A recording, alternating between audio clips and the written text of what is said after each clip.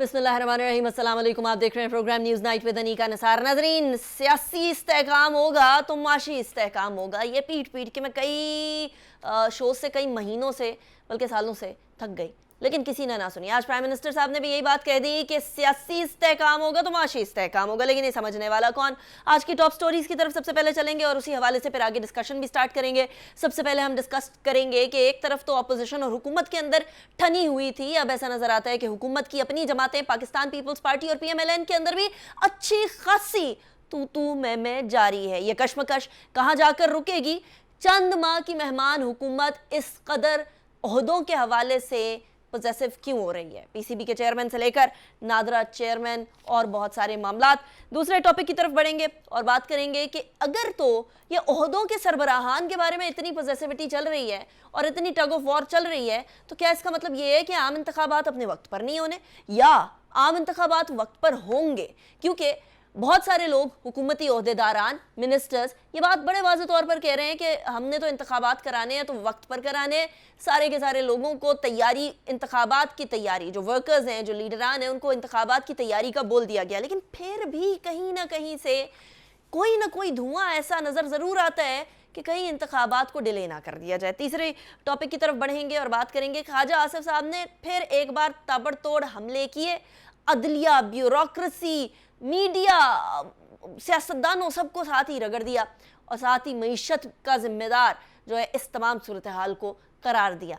तीनों टॉपिक्स पे बात करेंगे। मेरे साथ जो मेहमानान मौजूद हैं मैं उनका तारुफ करवाती हूँ। नासिर बेग चुगताई साहब हमारे साथ मौजूद हैं, सीनियर एनालिस्ट हैं, बहुत शुक्रिया। NBC आपने ज्वाइन किया, it's a pleasure having you. Sabir Shah साहब भी हमारे साथ मौजूद हैं, सीनियर एनालिस्ट हैं, बहुत शुक्रिया साबिर साहब, आपने भी हमें ज्वाइन किया। आमिर इलियास राना साहब भी हमारे साथ मौजूद हैं, well known journalist and senior analyst, बहुत शुक्रिया आमिर साहब, आपने भी ज्वाइन किया। NBC, सबसे पहले मैं आपकी तरफ ही आऊँगी। एक तरफ तो ख्वाजा आसिफ साहब ने आज हमले किए हैं और अच्छे खासे हमले किए हैं, ना आपको छोड़ा ना मुझे छोड़ा, यानी मीडिया को, ना अदलिया को छोड़ा, ना किसी और को छोड़ा। लेकिन अभी एक और मसला सर पर है और वो मसला ये है कि पाकिस्तान पीपल्स पार्टी और PMLN के दरमियान एक रस्साकशी चल रही है और वो रस्साकशी ये है कि कौन से ओहदे पर किसका शख्स आएगा, कौन से लोगों की कितनी तनख्वाहें, जो गवर्नमेंट ऑफिसर की अभी बजट के हवाले से ये बड़ा मसला बना हुआ था। PMLN 20% कह रही थी, पीपल्स पार्टी अपने लोगों को खुश करने के लिए 40% कह रही थी। ऐसी सूरत हाल में NBC एक हुकूमत के दरमियान ही हमाहंगी नहीं है तो वो अपोजिशन से क्या बात करके सियासी अदम इस्तेहकाम पे हमाहंगी पैदा करेगी? दोनों पहलू बहुत इंपॉर्टेंट रहे हैं। पहला, ख्वाजा आसिफ की तकरीर। ख्वाजा आसिफ की तकरीर में कोई बुरी बात नहीं थी, सब वो हक़ाइक़ हैं जो सबके सामने है कि हमारे साथ हुआ क्या। ये हमारे साथ हुआ ना, ये ख्वाजा आसिफ के साथ नहीं हुआ। ख्वाजा आसिफ के तो वालिद मजलिस शूरा के चेयरमैन थे, स्पीकर थे ज़िया-उल हक़ की, तो वो तो हमारे साथ हुआ। अगर जस्टिस मुनीर ने पहली गलती की, पहली ईंट गलत रखी, तो उसका खमियाजा हम आज तक भुगत रहे हैं। माशरलाओं को तौसीक देना, उनको तौसीक देना, आइन में तरामीम करने का इख्तियार देना, ये सब कहानियाँ नहीं है, ये हक़ाइक़ हैं। ये ऐसे हक़ाइक़ हैं जो हमें कौमी शनाख्त से महरूम कर गए। अब जहाँ तक मैशियत की उन्होंने बात की, वो बिल्कुल सही है। रकोडिक का फैसला कैसा फैसला था, स्टील मिल का फैसला कैसा फैसला था, कितने हज़ार अरब रुपए के, ये बताएंगे आपको साबिर शाह साहब और राना साहब, कितने हज़ार अरब रुपए के टैक्सेस के केसेस पेंडिंग में पड़े हुए, अब तक हल नहीं हुए। मेरे नज़दीक, मतलब मैं एक बार पहले पिछले हफ्ते भी कह चुका हूँ, पहले नज़दीक सारी खराबियों की जड़ फौज नहीं थी। फौज को तौसीक देने वाली, तस्दीक करने वाली और उनको अप्रूवल देने वाली अदलिया थी हर दौर में। और वो नहीं थे तो सियासतदान थे। NBC एक डंडी मार गए ख्वाजा आसिफ साहब। जो सियासतदान है उनका किरदार क्या रहा? उन्होंने भुट्टो साहब की फांसी का बहुत अच्छा जिक्र किया, बाकी माफी मांगनी चाहिए। एक कमीशन बने जो सारी गलतियों की उन्होंने खुद ने क्या किया, उस वक्त वो कहाँ खड़े थे, किस सिमत में खड़े हुए थे, कौन किसके साथ। गिलानी साहब के वक्त में जब उनको फारिग किया जा रहा था, कौन काला कोट पहन के गया था कहाँ पर? तो सब वाक़यात हैं, खबरें हम छाप चुके हैं। तो सियासतदानों की गलतियाँ, अदलिया की गलतियाँ, अस्करियों की गलतियाँ और इंतज़ामिया की गलतियाँ और अवाम की उसके बाद कंप्लीट बेहिसी सही। और लाताल्लुक़ हो गए, अवाम लाताल्लुक़ हो गए। ये नहीं, हुआ जहाँ तक ताल्लुक़ है मैं पीपल्स पार्टी का। मैं पीपल्स पार्टी पीएमएलएन की तरफ आती हूँ, एनबीसी, क्योंकि अब हम इस मौजू की तरफ आ ही गए हैं। तो ख्वाजा आसिफ साहब ने जो बातें कही मैं थोड़ी देर में सुनवाती हूँ, लेकिन साबिर शाह साहब, एक बात तो वाजे हो गई कि हुकूमत के अंदर बैठे हुए लोग इस टाइम पर हुकूमत की कारकर्दगी से सेटिस्फाइड नहीं है।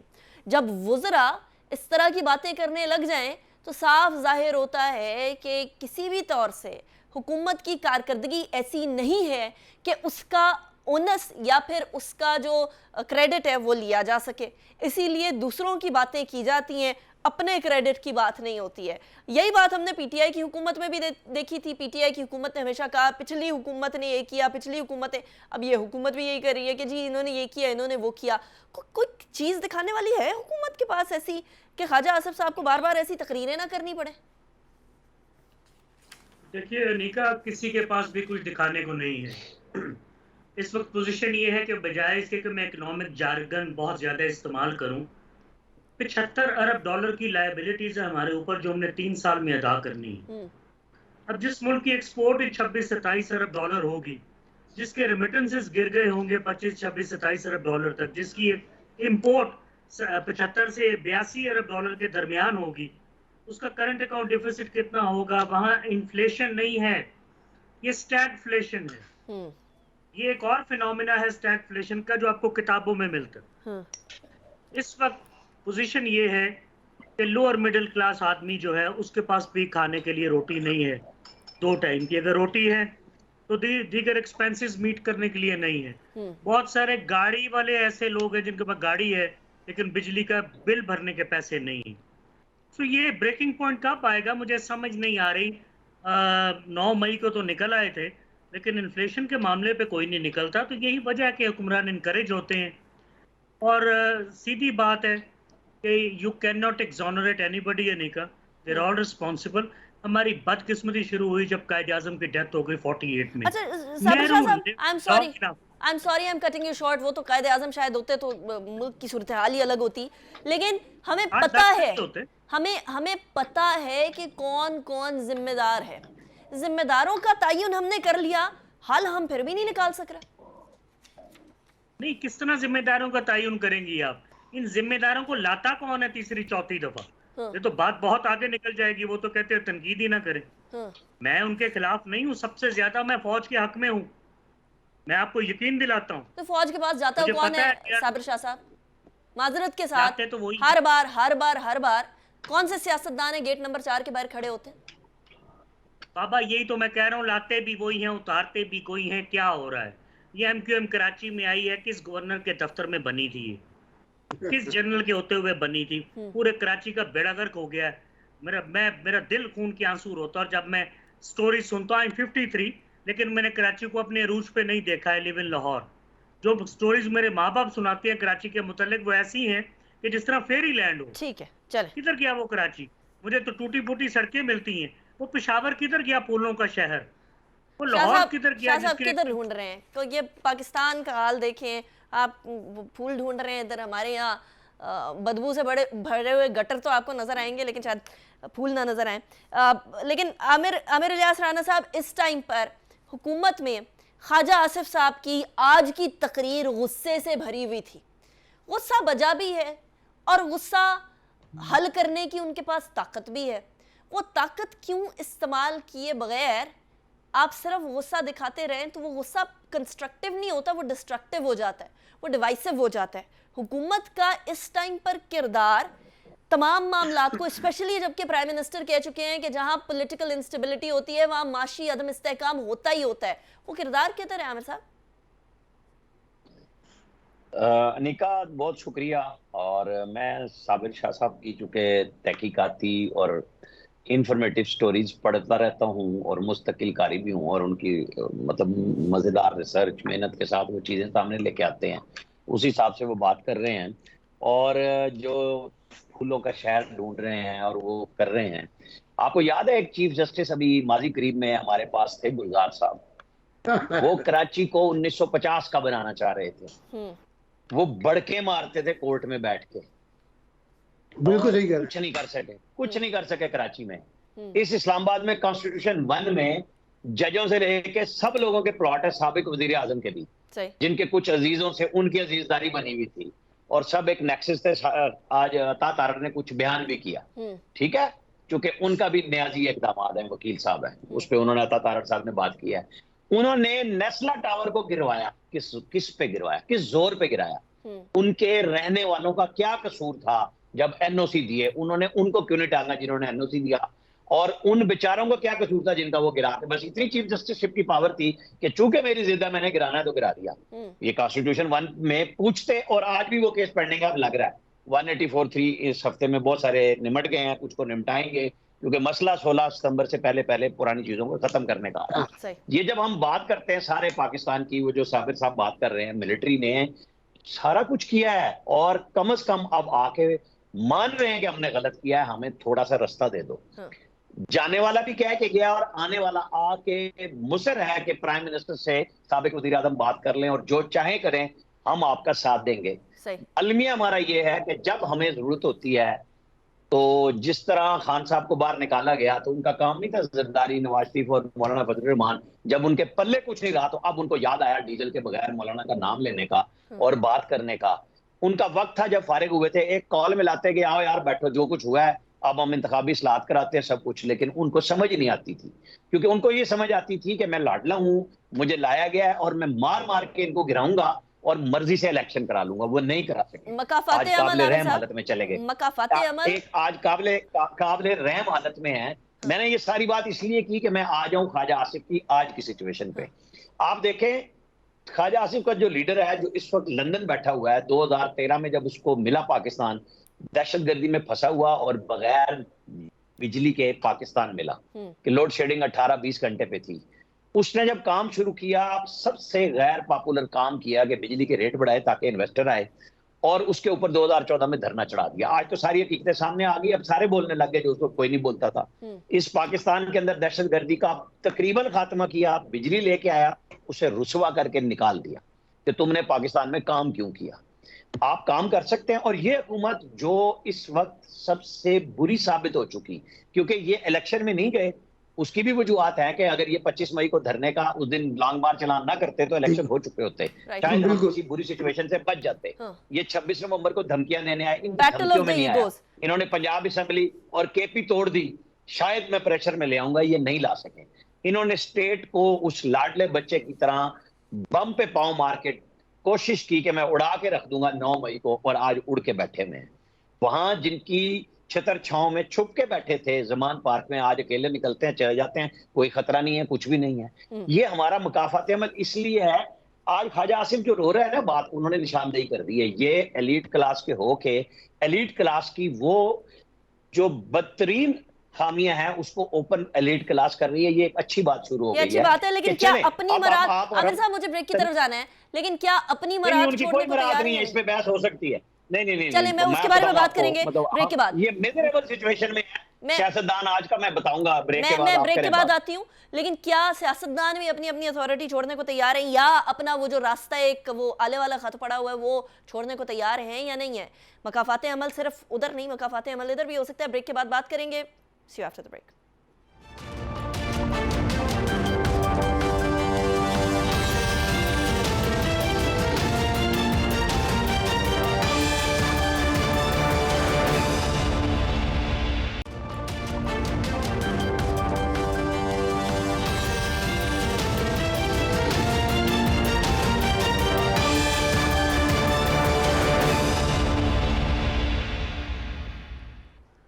Welcome back after break. Break पे जाने से पहले हम ख्वाजा आसिफ साहब की स्टेटमेंट की बात कर रहे थे। कुछ स्टेटमेंट आपने प्रोग्राम के शुरू में सुनी, जरा बाकी भी सुने क्या कहा आज।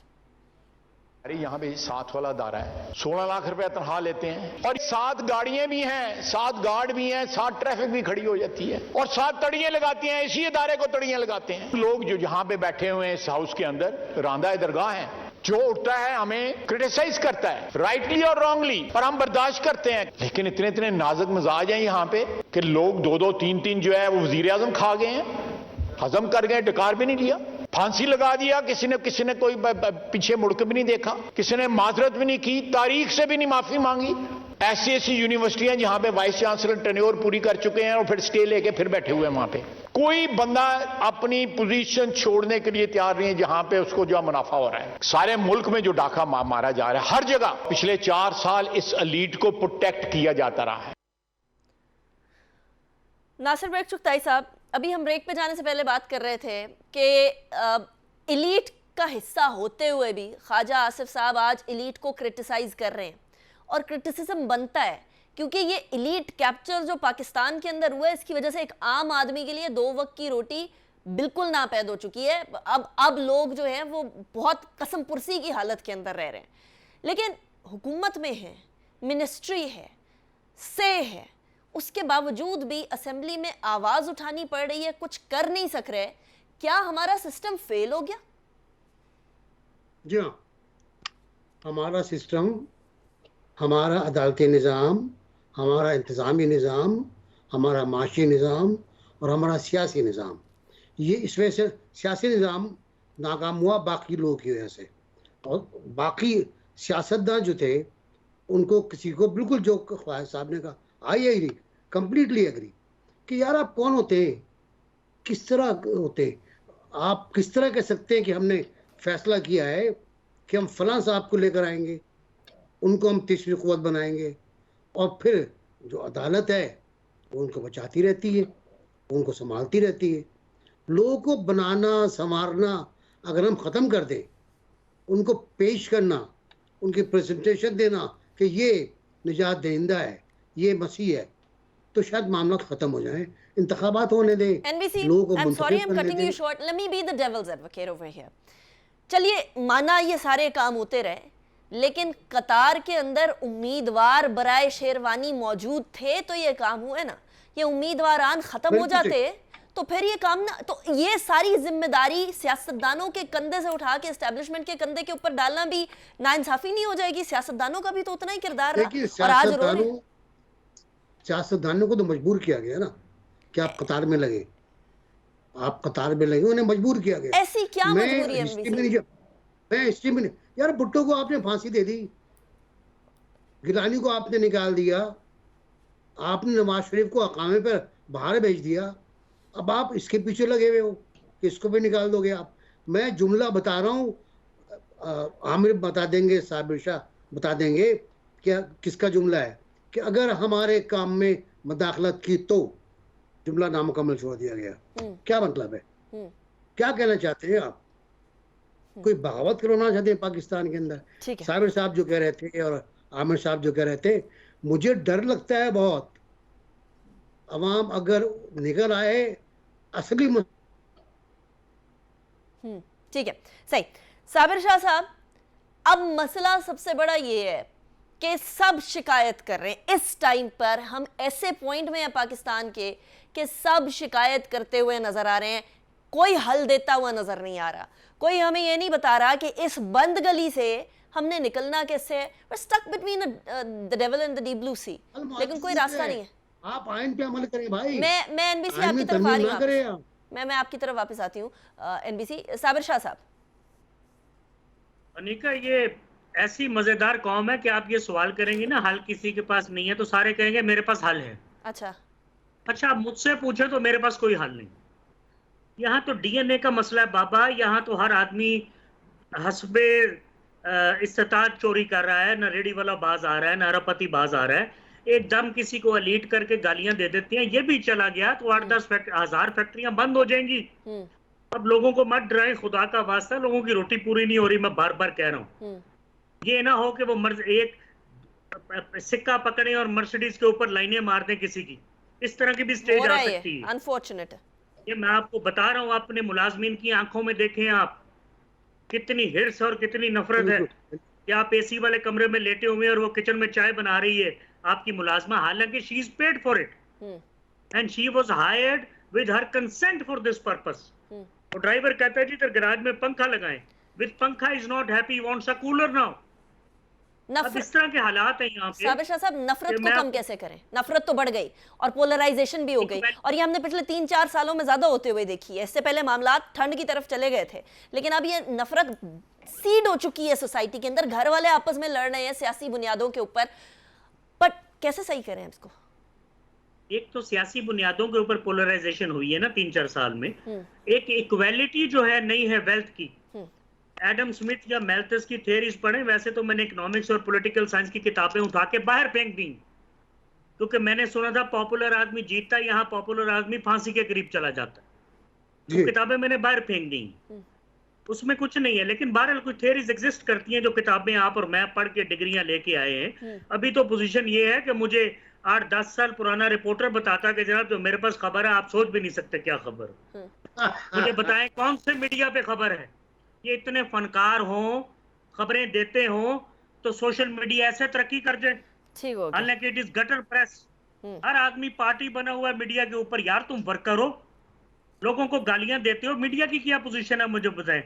मुझे ये पता है कि नवाज शरीफ के हक में खबर सुननी है तो कौन सा टीवी लगाना है, इमरान खान के हक में खबर सुननी है तो कौन सा टीवी लगाना है। कसम खुदा की, to know all this I don't have to be a Sabir Shah और a journalist, everybody knows it.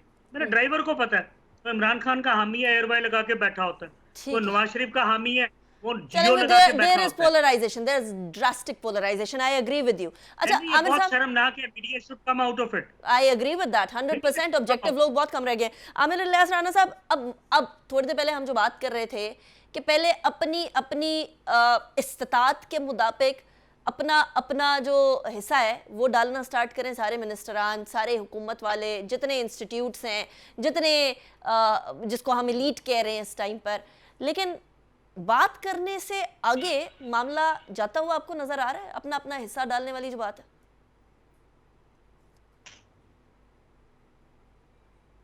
मुझसे पूछा है आपने? जी आमिर साहब।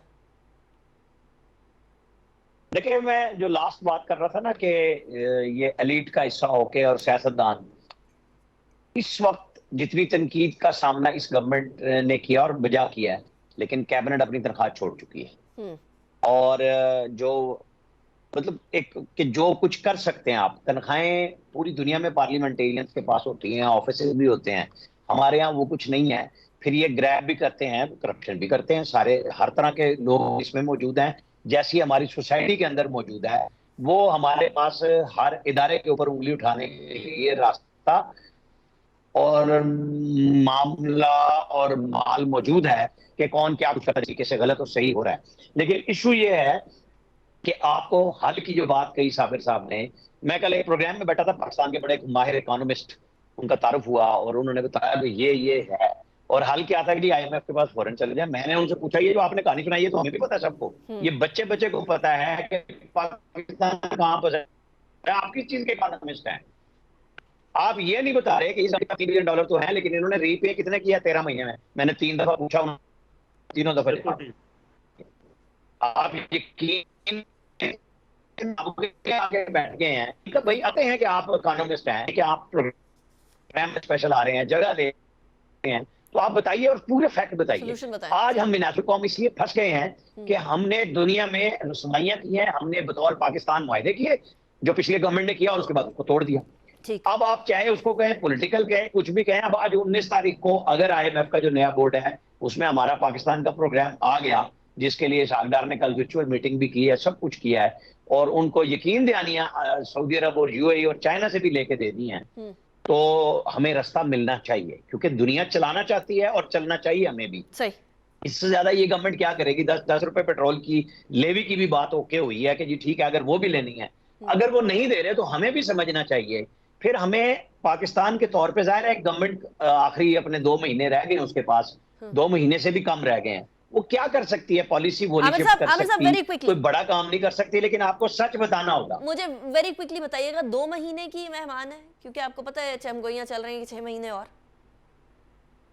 नहीं, देखें मैं आपको बताऊं, गवर्नमेंट ने अगस्त के दूसरे हफ्ते में हर सूरत में चले जाना है। वो चाहे 12 को मैच्योर होकर चली जाए या 2 दिन पहले तोड़ दे, ताकि 90 दिन बाद इलेक्शन हो। और वो नहीं चाहते, जो ये बार बार बात भी करते हैं, आज ख्वाजा आसिफ ने फिर किया है, वो मौजूदा चीफ जस्टिस के टेन्योर में इलेक्शन प्रोसेस नहीं शुरू कराना चाहते, तो वो होगा उसके बाद।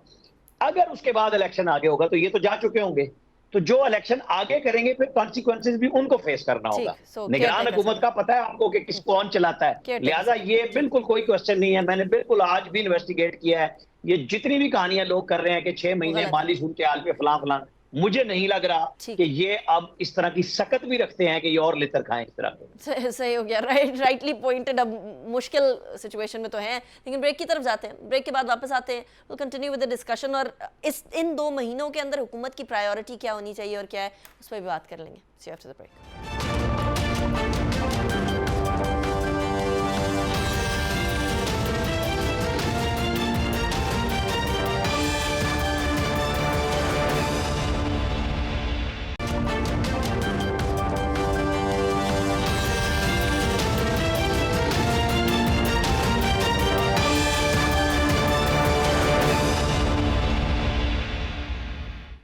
Welcome back after break. Break पे जाने से पहले हम बात कर रहे थे कि सियासी सूरत हाल तो जो है वो है, लेकिन एनबीसी अभी इस टाइम पर 2 महीने के अंदर हुकूमत की प्रायोरिटी इकोनॉमी ही होनी चाहिए।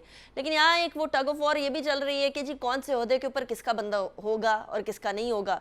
अभी चेयरमैन पीसीबी वाला इशू आपके सामने है। क्या आखिरी 2 महीने के अंदर आपस में सियासी जमातों को इस बात पर लड़े होना चाहिए, या इलेक्शंस किसके बाद की क्या सूरत हाल होगी, इलेक्शंस किस तरीके से कराने हैं, इसके ऊपर तमाम चीज़ें तय हो रही होने चाहिए? हमारे बहुत अच्छे दोस्त हैं अयूब खाबर साहब, उनके 2 मिसरे सुना दूं मैं आपको जी। और बड़े ड्रामा आर्टिस्ट हैं और बड़े शायर हैं। हाथ उलझे हुए रेशम में फंसा बैठा हूँ, अब बता कौन से धागे को जुदा किससे करे।